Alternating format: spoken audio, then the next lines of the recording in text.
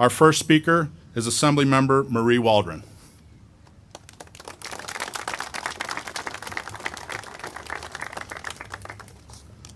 Thank you. As Assembly Republican floor leader, it's my job to rally our members to make sure they are organized and knowledgeable and prepared about what the issues will be debated on the Assembly floor. It's much like our responsibility today as defenders of our natural and God-given right to keep and bear arms. In the California Assembly debates, the opposition called us to a point of order, where they stopped the discussion whenever anyone mentioned the Second Amendment, as if that topic was not relevant to the gun control laws before us. That is how far removed our emotional opposition is from the truth of the gun issue.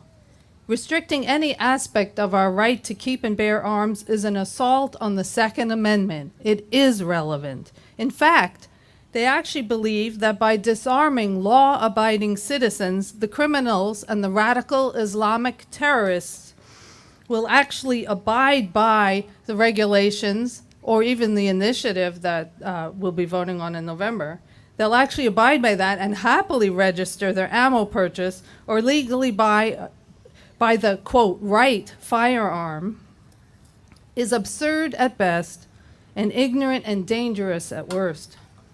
I grew up in the South Bronx, in an immigrant family, in a poor working-class neighborhood of immigrants. The issue of guns or the Second Amendment never came up. It wasn't something I was exposed to.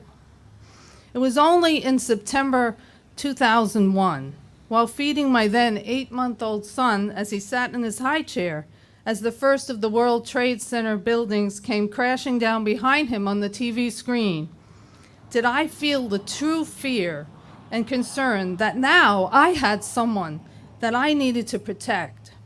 A new sense of appreciation of my ability as a woman and a mother to own a firearm for my own protection and the protection of my family rose up.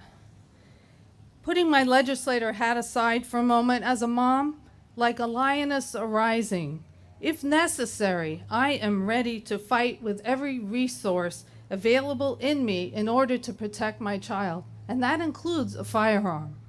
This is an increasingly unsafe world. And it was said by an anonymous writer, with guns in the hand of the public, sure, there will be tragedies, but without them, there will be genocides. If we rely solely on the government to protect us, we are abdicating our natural ability and right given by our Creator to defend ourselves. There is a reason we are living in these times, for such a time as this. My son is now 15. He asked to join the NRA when he was 12 and studied on his own for his hunter safety license. To preserve our liberty and freedom, it's essential that our citizens always possess firearms and be taught, especially when young, how to use them.